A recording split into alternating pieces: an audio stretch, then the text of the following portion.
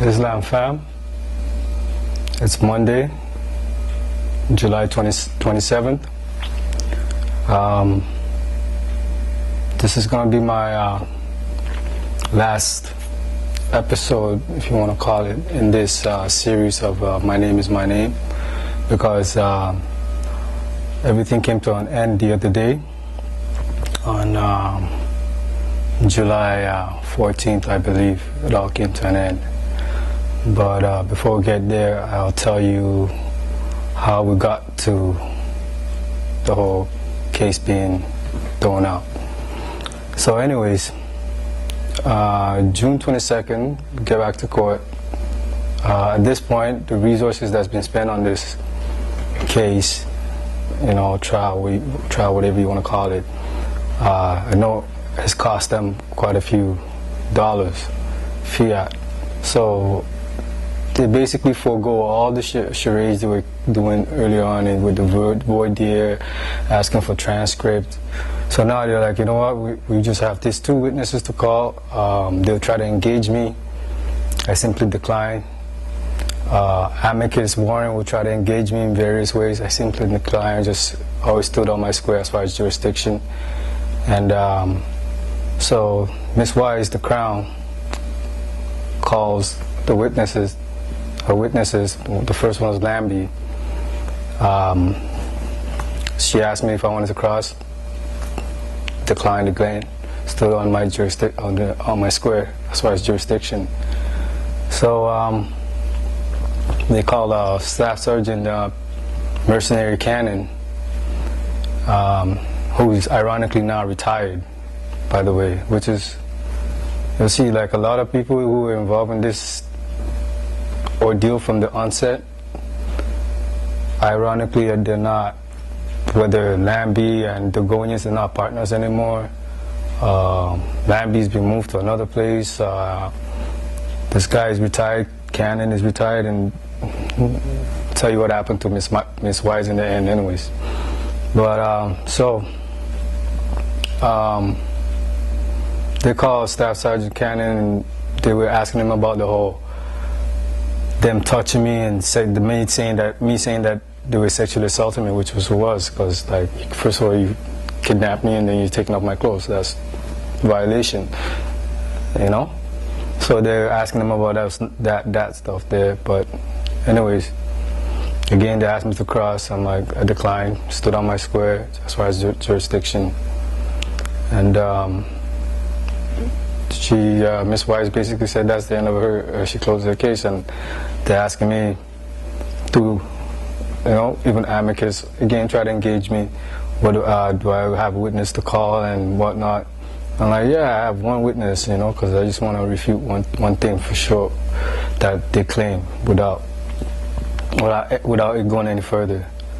So they asked me if my witness was here. I'm like, well, obviously he's not here because the whole time you guys been playing charade. He was here in the beginning, but you know, I'm not gonna have him going back and forth. So anyways, they stated, oh, okay, make sure, okay, we're gonna take the rest of the day off and go, and I'll talk to my witness and get him to come to court and whatnot. So we ended for the day on that day, June 22nd, and then the next day that we were in court, Kangaroo Court, was June 25th, and what happened was I went to go see my witness, and he knows about what's been going on within the charades and them assaulting myself and some of my supporters and whatnot. So rightfully so, he was, you know, plus he has an injury that he sustained a while back and he has to live with it. So it came back, and he's not 100%. So he didn't really feel comfortable coming to court and whatnot in lieu of what's been going on in there. So I came back with two statements that he wrote up and signed. And I'm going to omit his name, but I'm just going to read the two statements that I brought to court. He says, I like to declare that I will not be able to attend Landry's court appearance on June 25th, 2015 due to medical and religious reasons. First off, I have chronic back pain which has reappeared. Furthermore, I can't take any kind of medication due to the fact that I'm observing the month of Ramadan.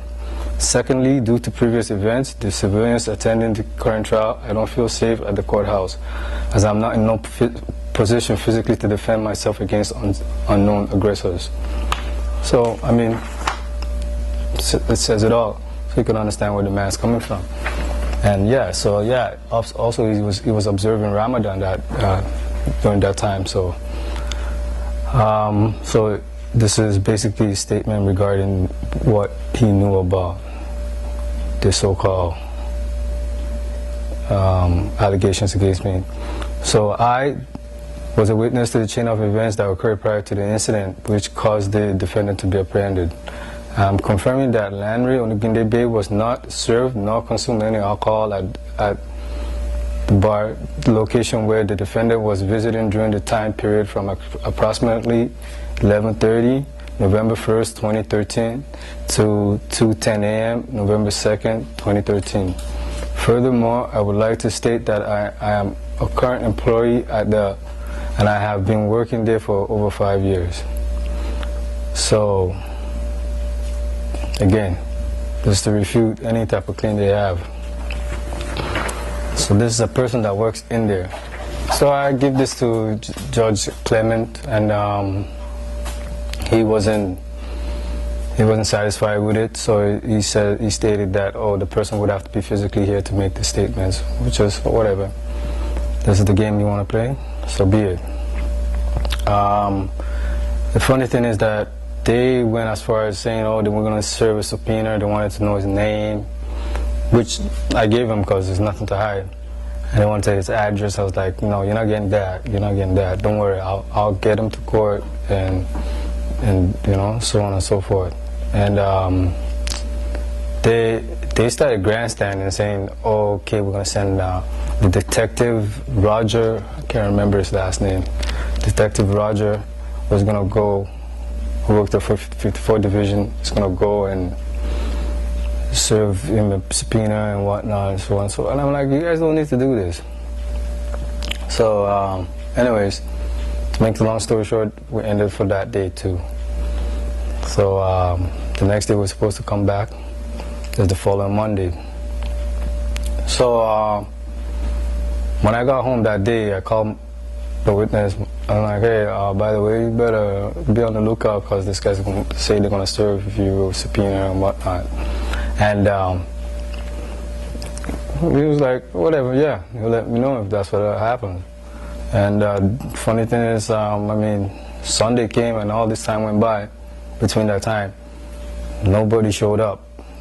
And if anybody did show up while he wasn't there, he would be somebody would let him know, because it's happened. Like I've gone there and to see him and he's not there, and they'll tell him that I stopped by, you know. So for sure, if peace officer, mercenaries, whatever came to ask or stopped by asking about this guy, pretty sure somebody would let him know that, hey, by the way, these guys were here asking about you. So like I said, I called and he's like, nobody came. Okay. So the next day we were in court was June 29th, and I got there with my witness, and as soon as we got there, we're in the hallway because we're a few minutes early. Amicus Warren comes up to us. He's asking me, oh, where's your witness? Is your witness here? And I'm like, I really didn't want to talk to him, so I just ignored him, because at this point we never did have anything to discuss. But he always has to play the role, you know. So then he asked, is your witness here? And he looks at, and I looked at my friend like, and then he looks at my friend and he's like, well, are you the witness? And my friend was like, yeah. He's like, oh, well, we sent somebody to the bar that they say you work at, and they say they never heard of you. And we both started laughing naturally. And he walks away. Then comes back. Amicus Warren, by the way, this is what I'm talking about. He comes back and he's like, oh, you know, anybody that takes the stand has to tell the truth. Everybody that goes on there tells the truth. You gotta make sure you tell the truth.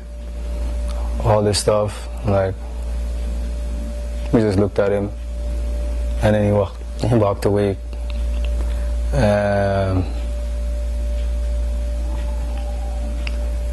Comes back, says, with the statement that they received that he sent with me to court the previous time we were in Kangaroo court. You know, if what you're saying is true, it's going to cause a lot of people to raise their eyebrows. Well, he's really talking about just Lambie's conduct and his assumption of me consuming alcohol. So, anyways, he walks away again. Finally, we get into court.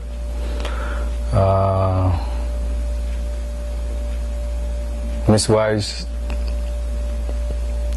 right away states on record, oh, we sent a peace officer or police officer to the bar and they said, and so they're doing their thing on record now, they're officially lying on record again. Oh, nobody was there by the name of my witness.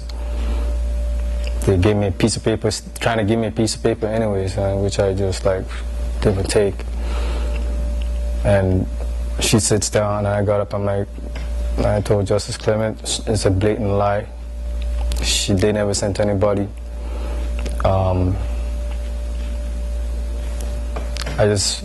We dealt with that. I didn't even concentrate too much on that because I had something to execute.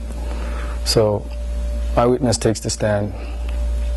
I only had a couple of questions for him. Simple, got to the point, made it clear. You know, the same thing that he stated on a piece of paper. And then, again, the Crown, Miss Wise gets up. I'm going to suggest you don't work at the bar. The witness, naturally, again, starts to laugh. And it's like, that's news to me. But, so they're questioning him for about 10 minutes, basically just trying to find out if he knows anything about the bar, if he's just some random person that, I don't know, maybe the guy just brought in to claim this. But by the end of their questioning, they were pretty convinced that he works at the bar, so he is. So, anyways, the judge said he needed a couple of days to decide, to make his decision. So this was June 29th. So we entered June 29th. We're supposed to come back July 14th. We went back July 14th. But in between that time, remember these guys said, oh, we sent somebody to the bar and this and that. And I'm telling you, they didn't. This is why we know they didn't. Because on July 3rd, I get a call from my witness saying, hey, you know what? Guess who showed up at the bar tonight? The detective, Roger. So now they're doing the due diligence based on the fact that this witness has brought in this evidence, and now it's like, oh, now you want to go do your homework? This is why it's important to present yourself without no lawyer, because this is the type of games that happen that you don't know. And you think things are getting, your lawyer's telling you, oh yeah, this is good, you know, when things are not happening the way you're being told. And you have nobody to blame but yourself in this day and age anyways. But so we found that very funny, you know. So they even left their card, or the card somewhere here. Had the owner of the bar called the division, the precinct, just to verify that this person works there, because they seen him, they went in there, saw him working in there, asked his co-worker, does he work here? And they said, yep. They just, you know, mean-mugged him. This is what he was telling me. Mean-mugged him and just left their card and said, oh, have the owner call us, which the owner did. And that was the end of that. So, with that type of move, I already know what's going to happen on July 14th. July 14th, remember what all the allegations are. What I did, what they claim I did. Refused breath sample, assault with intent to resist arrest, assault a peace officer, failed to comply, failed to identify, and driving under suspension, on a quote. So, and you recall that I asked Miss Wise several times if she, I think you should, is wise, no pun intended, to throw out this charge, throw it out. And she, egotistically said no, very confident.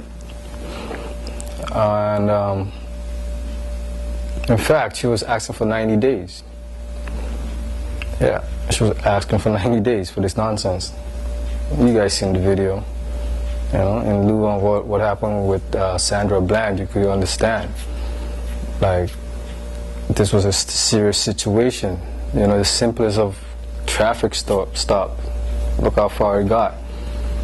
Unfortunately, for Sandra, she didn't make it. We don't get to hear her story. All we hear is speculations. This is why I share my story with you guys, so you guys can learn. And you can still hit me up and be like, yo, you know what? We can build. This is what I'm about. This is what we're here for. We gotta learn. We gotta evolve. So Miss Wise, she didn't want to. She's asking for 90 days. July 14 comes. I show up in court, Kangaroo Court. Okay. Every day I've showed up in court, Miss Wise has been there. From the time she took over the case, she's been there. Why on the day of the judgment, she's not there? I said, what happened to Miss Wise? They said, she doesn't work here anymore. I asked Amicus. Amicus is like, oh, she was just on loan here. She went back to Scarborough. Some nonsense. They never get the facts straight. Even when they're trying to lie, they don't communicate to lie. Like, it's crazy. It's absurd what goes, the incompetency that happens in court, and then we think that these people know what they're doing, and they don't know what they're doing. They're just collecting a paycheck. Amicus told me, even like, he got frustrated with me because naturally I wasn't cooperating with him. Like, why would I? You're an agent. Anyways, he stated to me during the whole proceedings one time, he was like, I'm not here to help you, but yeah, you sit on my side, but you're just playing a role, because we know this is real life to me. You ain't playing with me, yo. You can't come around and play a role around me. If you're not for me, you're against me, beat it. So this lady's not there of all the days, and this guy's saying, oh, they don't know where it is. Of all the days, she's not here. Then the head crown, Nancy Kriegers, tries to pass the case at that point, at the end of it, to somebody else. And that person must have said no, because in the end, Nancy had to do it. So it's just funny what's going on. Anyways, Justice Clement, in his closing submission, he stated that the peace officer, the mercenary, Lambie, had no right to arrest me because I did provide a proper piece of ID. The judge further stated that Officer Lambie was blinded by misinformation he obtained off YouTube about free men on the land movement. I mean, you could watch the video, he still made that statement, and then he seen my ID and still proceeded with what he did. And he stated, if a peace officer asks for a driver's license and an individual does not have one, the peace officer must ask for an alternate ID, piece of ID. And according to Justice Clement, and according to case laws is other cases that have been ruled on, an ID must only have the name and address, domicile, on it. Nothing more, nothing less. So in other words, my temple card, which has my picture on it with my domicile, my complexion, everything's on it. Everything's on it. It's more than enough. So on that basis alone, everything got thrown out. And we know, I sent in, you guys know I sent in the writs, I'm pretty sure. Justice Clemens knows, what I stood on. And I ordered the transcript of his closing statement so he could get exactly what he said. And, if you need to, I'll get you copies, just holler at me. But pretty much, that was the end of it. After it all started in November 1st, 2013. And we're in 2015 now. I want to touch on something in regards to just dealing with this system, this beast. Because it's a system. And we've seen what happened again. I'm bringing it up because this is the freshest thing and the most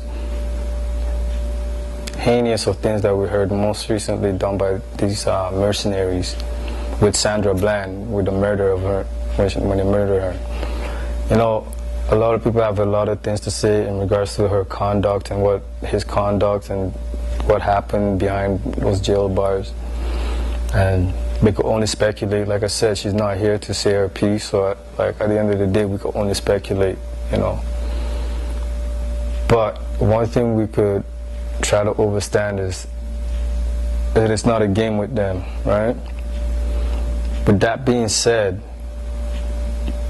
we need to learn how to conduct ourselves in a proper manner. What I mean by proper manner is you need to be confident in where you stand. And if you don't know, one, knowledge yourself and the civics of the lands that you dwell on, you are susceptible to getting harassed, abused, or killed, everything. And it doesn't matter what color you are. It doesn't matter what color you are. Status is another thing. But color as they put it, race, doesn't matter. Status is another thing. So Sandra did the right thing. She knew the right stuff. She knew her rights. But again, like I mentioned before in other interviews, that it was the emotional aspect that failed her. It was the emotional aspect that failed her.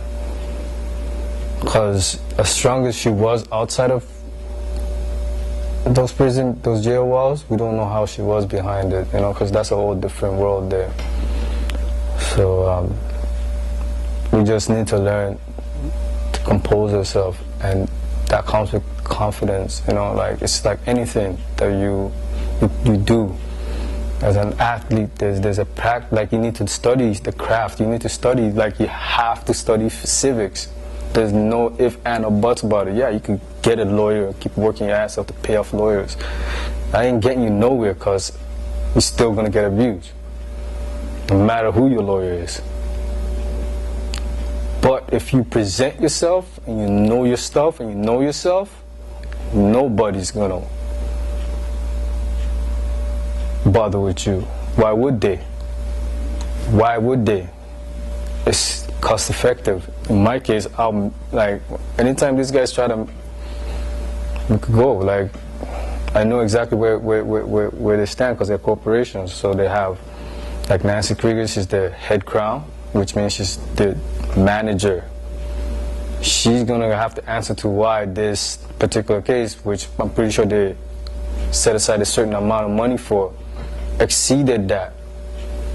And that's how you beat them. Paperwork upon paperwork. Told you we casting spells. But anyways, thank you for tuning in and following me through this. And as you can see, more science, civics, Noble Drew Ali, the prophet, and the ones that came before him, the people, the women and children, man them, we win. It's just the beginning. Islam.